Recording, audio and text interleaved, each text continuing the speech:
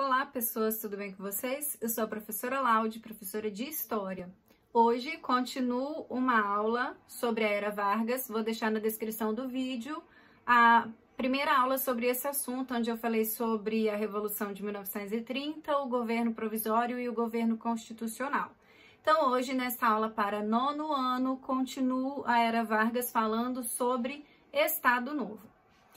O Estado Novo se inicia em 1937 e vai até 1945 e é uma fase de ditadura de Getúlio Vargas. Em 1938, haveria eleições para presidente da República. Mas Getúlio Vargas não estava disposto a deixar de ser o presidente do Brasil. Então, em 1937, Getúlio, em rádio nacional, anunciou que havia descoberto o Plano Cohen, um suposto plano dos comunistas para tomar o governo. Esse plano era falso, mas serviu de pretexto para Getúlio Vargas dar um golpe e implantar uma ditadura no Brasil. Em 10 de novembro de 1937, o Congresso Nacional foi fechado, a Constituição de 1934 foi suspensa e foi imposta uma nova Constituição, a Constituição de 1937.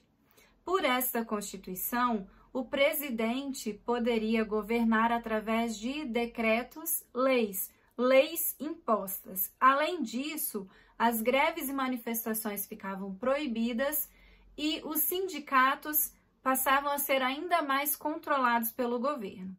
As eleições presidenciais também foram suspensas e todos os partidos políticos foram extintos, inclusive o Partido dos Integralistas. Para quem não assistiu minha primeira parte, vale a pena lá conferir, onde eu explico quem são esses integralistas e um grupo oposto a eles, os aliancistas.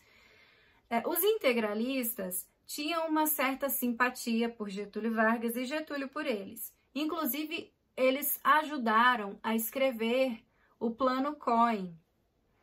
Mas quando o partido deles, assim como todos os outros, foi considerado extinto, foi proibido e as eleições foram suspensas, os integralistas atacaram o Palácio da Guanabara em maio de 1938. Neste local residia o presidente Vargas. Getúlio Vargas conseguiu resistir ao atentado à bala com a ajuda da sua guarda pessoal, mas aproveitou a oportunidade para mandar prender todos os opositores políticos. Então, percebam que, para se manter no poder nessa nova fase, Getúlio Vargas utiliza violência, mas ele também utiliza um conjunto de políticas nos setores da saúde, da educação, do trabalho.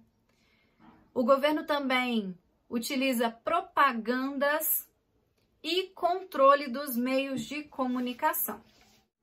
O trabalhismo é uma característica fundamental do governo Vargas. Esse trabalhismo consistia em conceder benefícios reais aos trabalhadores e, ao mesmo tempo, apresentava esses direitos, esses benefícios, como se fossem concedidos pelo presidente Vargas, para criar uma sensação, um sentimento de gratidão e de retribuição nos trabalhadores.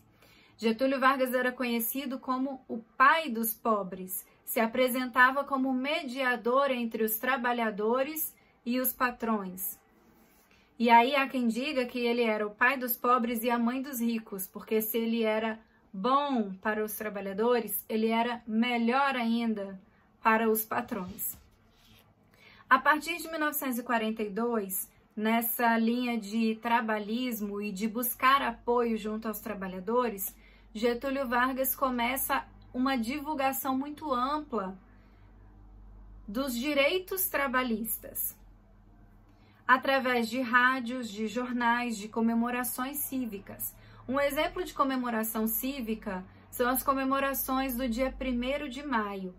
Getúlio Vargas criou o 1º de maio como Dia do Trabalho, um feriado, e aí neste dia o Ministério do Trabalho organizava uma série de comemorações. Entre essas comemorações e apresentações tinha desfiles escolares, desfiles de operários, de militares, apresentações de bandas, competições esportivas, e aí no auge da festa, Getúlio Vargas fazia um discurso, e aí no auge do discurso anunciava um novo direito dos trabalhadores e era aplaudido fervorosamente.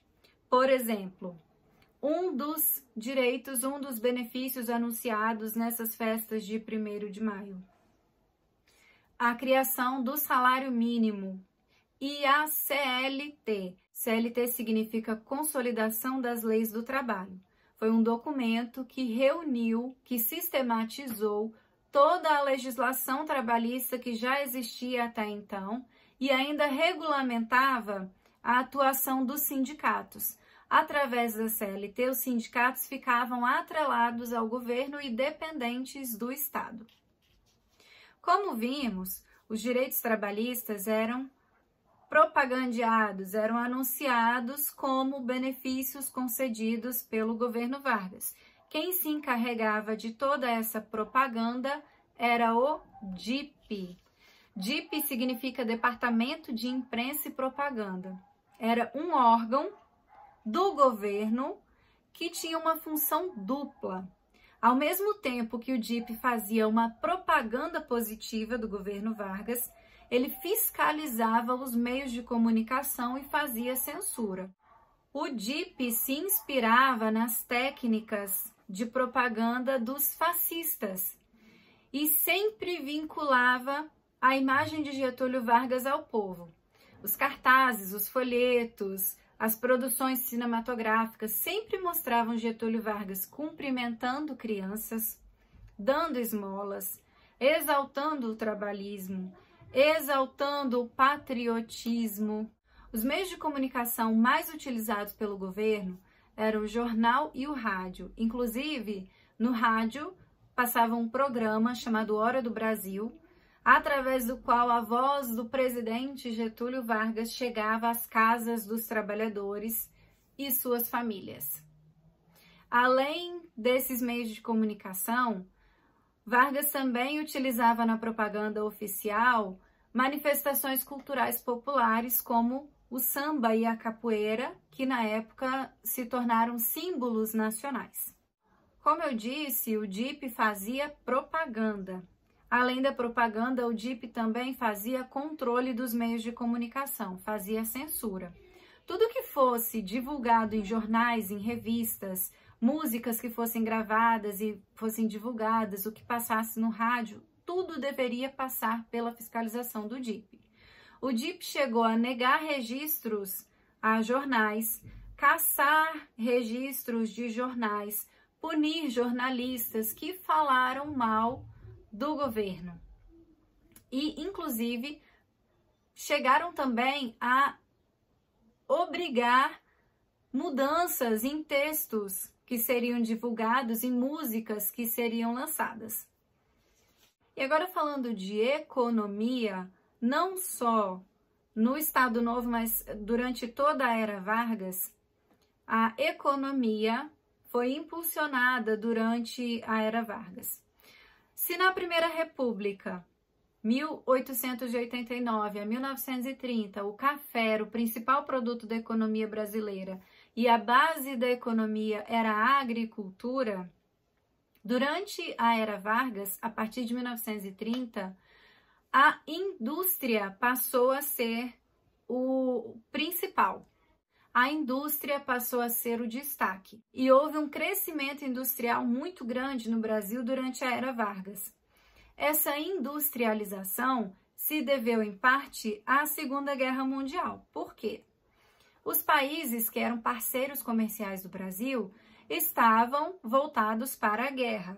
Então, o Brasil não conseguia comprar mercadorias e passou a fazer a industrialização por substituição de importações. passou a produzir aquilo que antes comprava de outros países.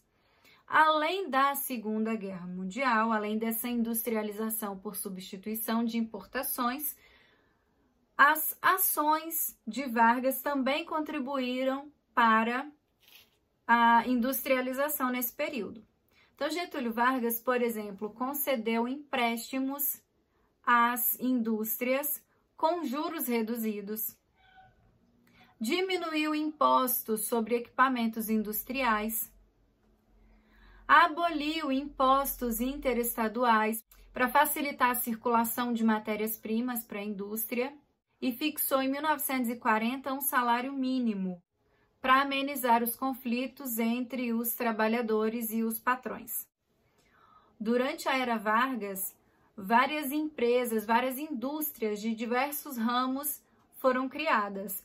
Por exemplo, em 1938 foi criado o Conselho Nacional do Petróleo e no ano seguinte foi perfurado o primeiro poço de petróleo do Brasil, em Lobato, na Bahia, com a intenção de o Brasil passar a produzir petróleo e não depender só de importação desse produto. Em 1941, foi criada a Companhia Siderúrgica Nacional e no mesmo ano já teve início a construção da usina de Volta Redonda, no Rio de Janeiro. Em 1942, foi criada a Companhia Vale do Rio Doce, em Minas Gerais, para a extração de minério de ferro, essencial para a indústria. Em 1945, foi criada a Companhia Hidrelétrica do São Francisco, para a produção de energia elétrica.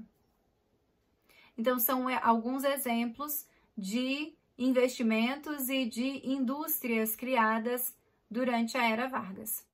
A política econômica não ficou só voltada para a indústria nesse período, a agricultura também teve uma atenção. Por exemplo, assim que entrou em 1930, Getúlio Vargas teve que se preocupar com a questão do café. O café era o principal produto da economia do Brasil. E o mundo passava pelos efeitos da crise de 1929. Os Estados Unidos passaram pela crise de 1929, em 1930 a crise se espalhava pelo mundo todo ainda, e o Brasil vendia café para os Estados Unidos. Era, na verdade, o nosso maior comprador de café. Como eles estavam em crise, deixaram de comprar o nosso café e houve uma produção muito grande de café naquele ano. Então, pela lei da oferta e da procura, com muito café e pouca procura, o preço do café despencou e o governo Vargas teve que vir em auxílio à economia cafeeira. Em 1930, o governo comprou cerca de 30 milhões de sacas de café e mandou queimar, destruir, para regular de novo a quantidade de café e forçar o preço a subir. Entre 1931 e 1939, o governo também criou um imposto sobre pés de café, para inibir novos plantios e evitar um excedente de produto para o preço não despencar novamente. O governo também incentivou a diversificação da agricultura. Então, incentivou a produção de algodão, de açúcar, de cacau, de borracha, de mate, e aos poucos o café foi deixando de ser o único produto importante na lista das exportações do Brasil. E aí, para finalizar, chegamos ao fim do Estado Novo, para a gente entender como que Getúlio Vargas deixa o poder nesse período. Bom, o Brasil participou da Segunda Guerra Mundial, ao lado de Estados Unidos, de Inglaterra, de França, lutando para destruir ditaduras fascistas na Europa. Isso criou uma contradição. Como é que o Brasil participava de uma guerra para destruir ditaduras fascistas se internamente havia um governo nos moldes dessas ditaduras fascistas? Muitas pessoas no Brasil passaram a defender a ideia de que era necessário combater a própria ditadura varguista. E a oposição foi crescendo e se organizando. Em outubro de 1943, foi lançado o Manifesto dos Mineiros. Políticos mineiros lançaram esse documento, esse manifesto, exigindo a redemocratização do Brasil. Também nesse ano, os estudantes, a União Nacional dos Estudantes, UNE, fez diversas passeatas e movimentos.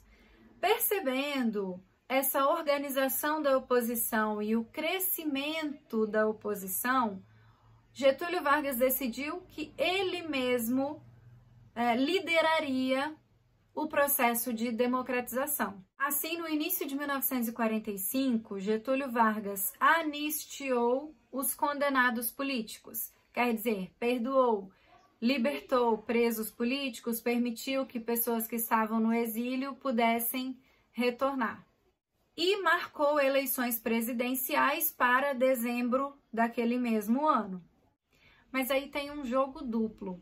Ao mesmo tempo que Getúlio Vargas apoia e pede votos para um candidato, o general Eurico Gaspar Dutra, Vargas também incentiva às escondidas um movimento chamado queremismo, um movimento de pessoas que iam para as ruas aos gritos de "queremos Getúlio" e pedia a permanência de Getúlio Vargas na presidência. O apoio a Vargas assustava muito a oposição. Então, começou a se organizar um movimento, tanto de militares quanto de civis, para a retirada de Getúlio Vargas da presidência. Em 29 de outubro de 1945, tropas militares, sob o comando do general Góes Monteiro, obrigaram Getúlio Vargas a renunciar. Então, em 1945, termina a Era Vargas, termina o Estado Novo, as eleições acontecem, Eurico Gaspar Dutra se torna o presidente do Brasil, Getúlio Vargas foi eleito depois de Dutra e teve um segundo governo Vargas, mas isso é assunto para outra aula. Paramos por aqui, é isso, espero que vocês tenham entendido, que vocês tenham gostado, até a próxima.